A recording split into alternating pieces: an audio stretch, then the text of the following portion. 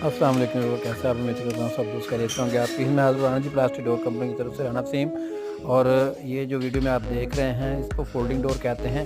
UPVC material में folding door तैयार किए जाते हैं। जैसा कि आप स्क्रीन में देख रहे हैं ये ड्राइंग रूम है। ड्राइंग रूम के अंदर 2 डोर लगे हुए हैं। एक डोर जिसका साइज़ है 8 फुट बाई 8 फुट हाइट है और 8 फुट इसकी जो है चौड़ाई है।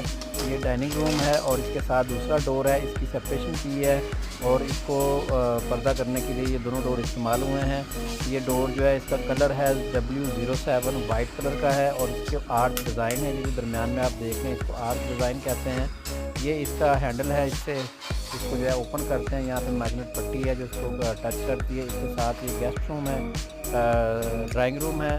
ड्राइंग रूम और डाइनिंग रूम के दरमियान में ये पार्टीशन है। ये बहुत ही स्मूथ चलती है। इसके ऊपर चैनल लगता है, यू चैनल, जिसके